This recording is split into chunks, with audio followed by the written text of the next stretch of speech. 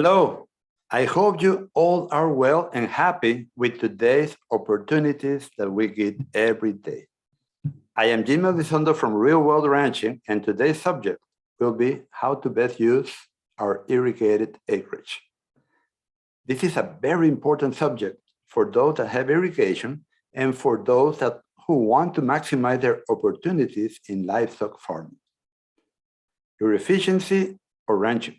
Your efficiency of land use will be greatly enhanced, while you will avoid the huge problems that a drought gives to the rest of the ranchers or farmers. We need to start by considering the whole, which I will call holistic, to include all the different factors that make up a successful ranch or farm with high productivity, high profitability, without depending on high-cost external inputs, which have been getting costlier every month. Please share this link of this podcast with others who may benefit from listening. We know that most ranchers or farmers only harvest around half of the forage they produce. Well, is this efficient?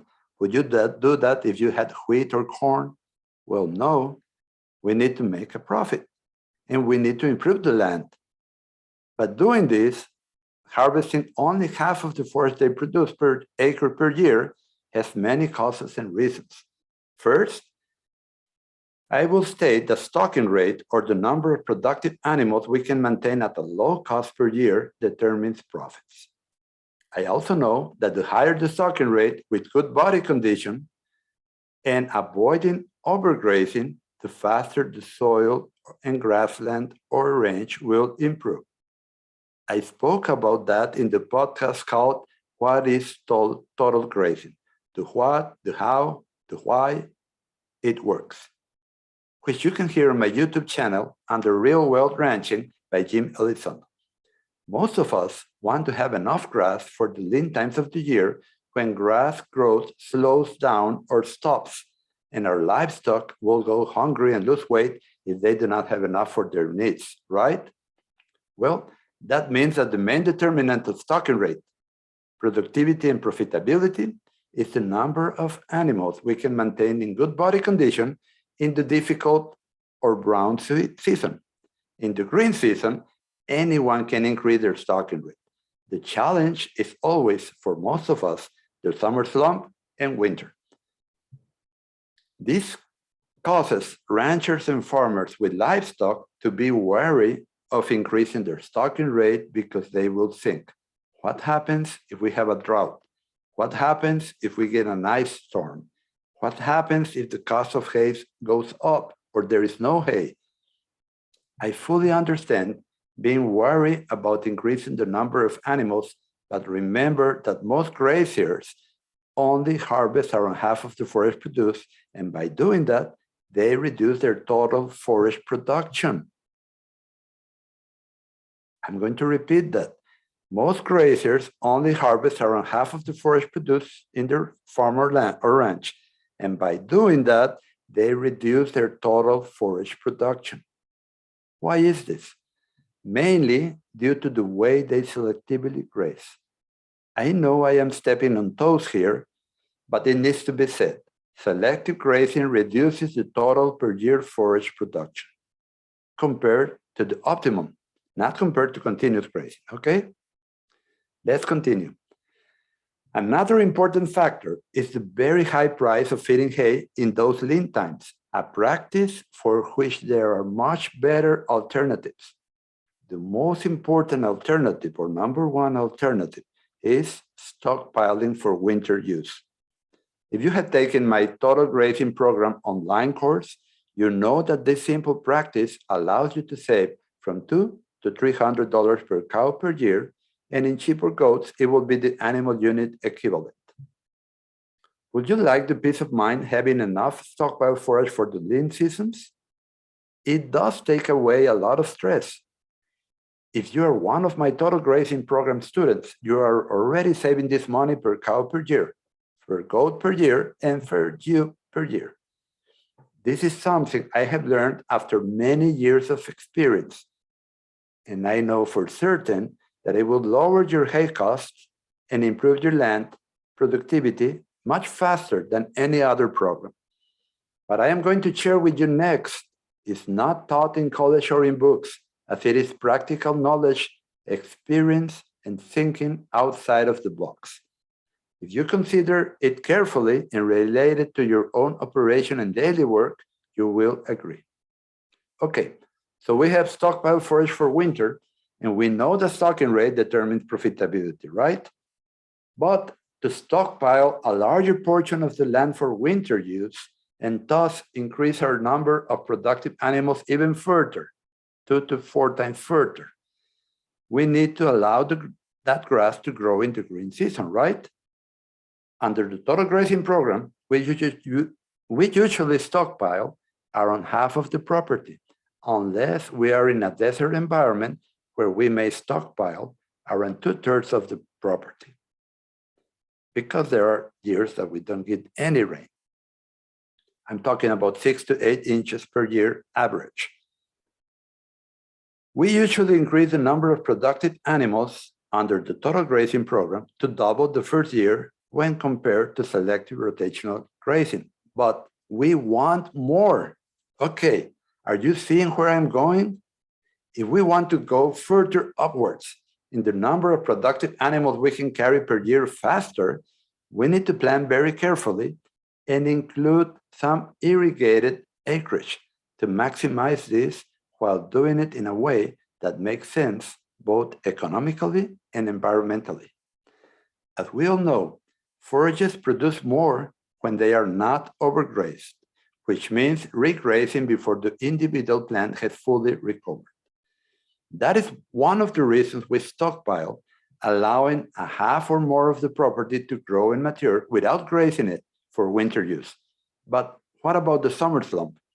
In some years and our environments, the summer slump takes a lot out of the stockpile area to feed our livestock when at high to very high stocking rates.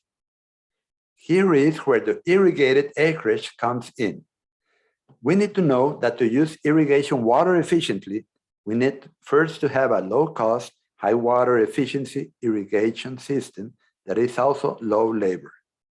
Next, we need to consider when in the year is the irrigation water used more efficiently or produces more dry matter per unit of water consumed. Let me tell you this.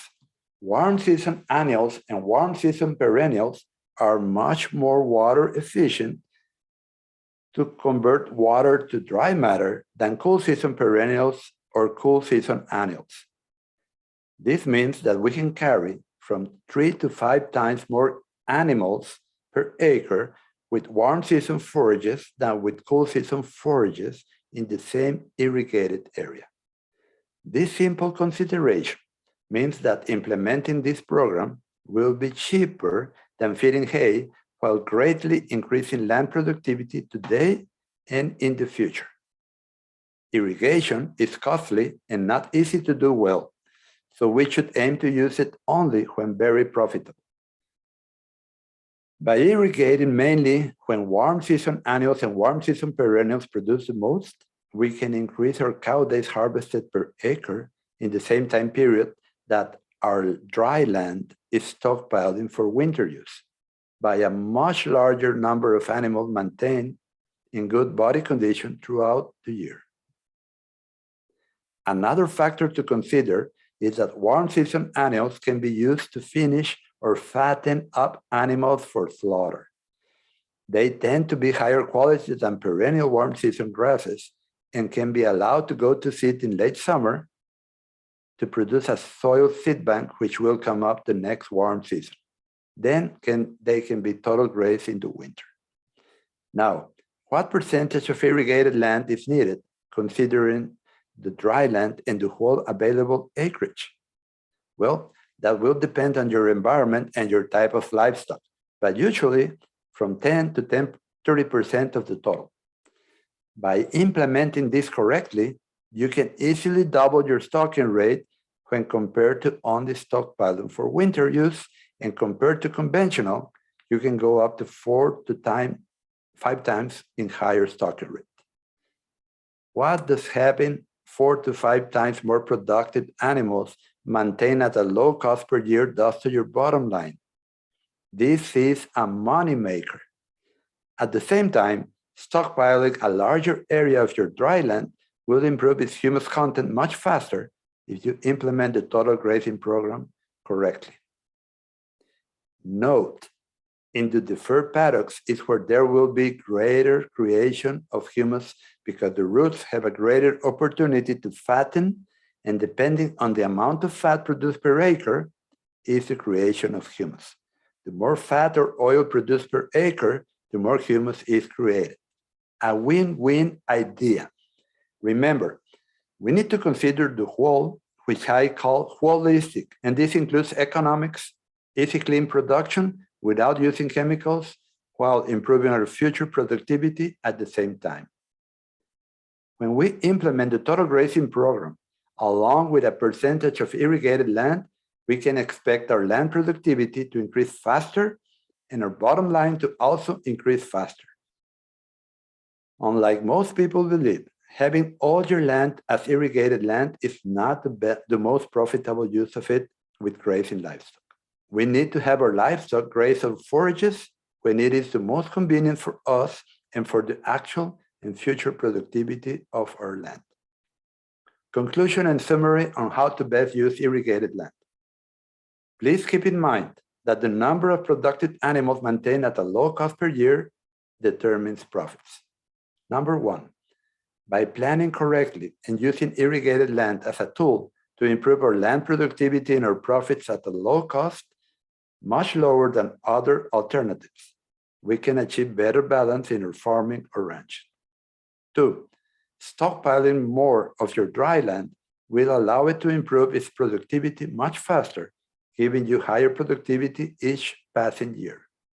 Three, your livestock in the irrigated land will be in good to excellent body condition at a lower cost than hay feeding if done in the warm season with warm season forages, when you can carry more animals per irrigated acre, diluting the irrigation cost per acre by more animals.